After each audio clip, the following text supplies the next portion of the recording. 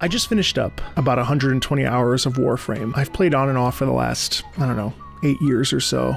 And Warframe, I've always been really perplexed and curious about it and enthusiastic about it. And I never disliked the experience, but I never knew what I was getting myself into. It was a bit repetitive, a little confusing with all its different systems and star charts and open worlds and random planet nodes, and it's incredibly overwhelming for a new player. I saw how passionate the fan base was, I saw how incredibly generous and kind the devs were, and I've been a fan of the music, especially This Is What You Are, for a very long time. So I committed myself to playing through and catching up to the story content, in preparation, of course, for Warframe 1999. And this was my experience. It seems daunting in a way for a game to say, hey, you need to play me for X amount of time, and once you do that, you will be rewarded immeasurably. A lot of people don't fully get that, nor do they fully understand or appreciate the value of what that means. And for a new player, I wouldn't blame you for being like, bro, I'm not gonna play a 45-hour introduction and then get to a turning point and be like, wow, this is amazing. But in truth, in this video, I'd like to share with you how important those first 40 hours are in the least non-spoilery way I can. You see, all that work you do to get to that eventual planet that eventually thrusts the story forward does an incredible thing. If you've committed that far and that long, you are hooked. I read a book once called The Road Less Traveled by M. Scott Peck. And in the book, I'm paraphrasing, but he talks about the idea of delayed gratification. And we live in a society right now that we need to have everything right away. Because as adults especially, we do have limited time, and we do have responsibilities, and we do have bills, and we do have things that we need to take care of in our day-to-day life. So to sit down and say, well, this game wants me to go from point A to point B, it's the same shit over and over and over, but somehow in 50 hours I'll have a payoff? What does that even mean? Will the payoff even be worth it? However, delayed gratification is an interesting thing where we suspend the feeling of pleasure. We suspend the idea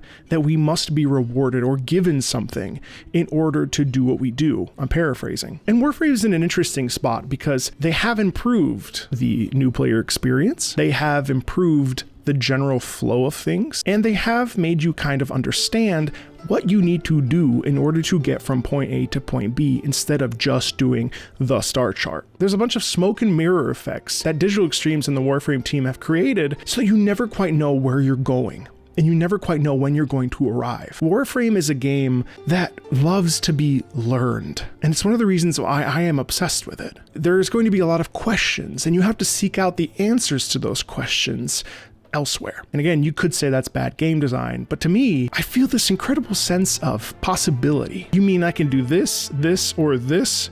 Wait, but how do I get to point A if I have to go through point C? And that curiosity and it never being quite the same, even though you do eventually grind for 20, 30 minutes at a time, or even longer if you're getting specific parts for specific frames and so on and so forth, this keeps it from being redundant and it keeps it from being boring. Now, I know that in typical gaming life cycles, we do take breaks. We take breaks from games like Final Fantasy XIV, from World of Warcraft, from Warframe. We take breaks and then we come back when a new story content's dropped, we get into it for another couple months, and then we let it go again. That's a normal cycle. But what's been incredible to me after 117 to 120 hours is that I feel like I'm only scratching the surface. The only other game I felt like this was both Final Fantasy XIV and Rainbow Six Siege of all games. The skill ceiling was so high in Rainbow Six Siege, even at 110 hours, I didn't feel like I'd ever truly arrived. And in some weird way, that connects me to my operatic experience, where I never felt like I had achieved what I wanted to achieve. And there was always more to get to. And so if you're that type of player, Warframe is a game for you.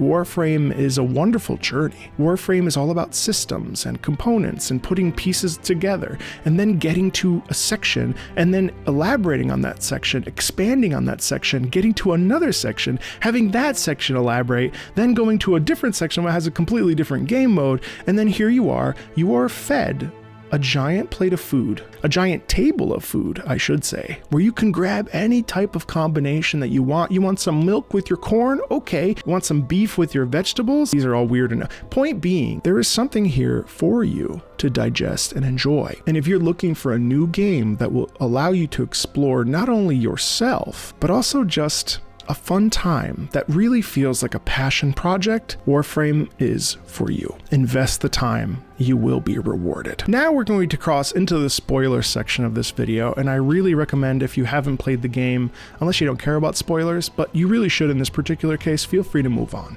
Guys, holy shit. I've sat with this game now for 120 hours. It's been in the back of my mind for years, and I finally have caught up to the rest of you. This game has moved me.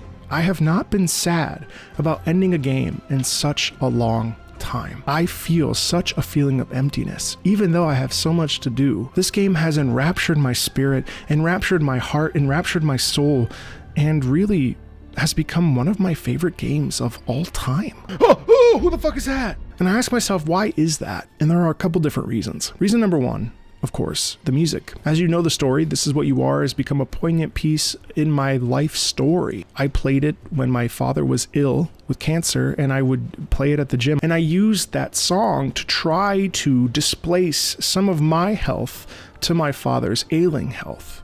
That song means so much to me. It's a song about growth, about becoming something, about stepping into oneself, about the journey towards something. And these are all very common tropes that we hear in video game music, but it's all about how it's structured from a compositional way. And you can find somebody that will analyze and break down why the composers write the way they do. But speaking from the emotional aspect, This Is What You Are is deeply thought-provoking and deeply emotional. I think to the sacrifice and smiles from Duran and that whole experience. I think of Chains of Harrow, not being afraid to connect us to things that maybe aren't talked about.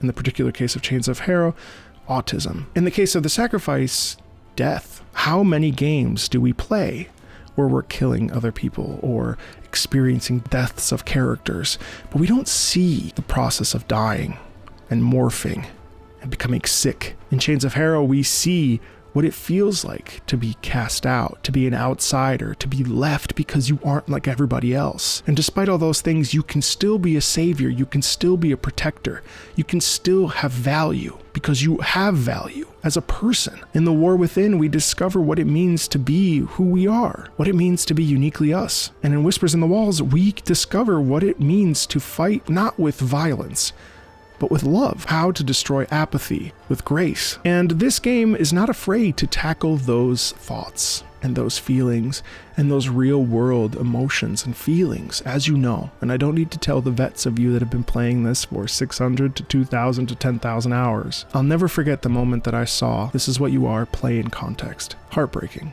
and beautiful all at the same time. I mentioned this in the streams a lot, but what I really loved about this game is that the context both worked and wasn't necessary for the music enjoyment. These standalone pieces, We All Live Together, For an Armor, Smiles from Jiran, these pieces don't need the context. The context is interesting and the context is cool, but they're written so well that they stand out on their own and you could listen to them on a car ride or just for fun. I just don't have many words besides saying that this game is inside of me. It speaks to my soul.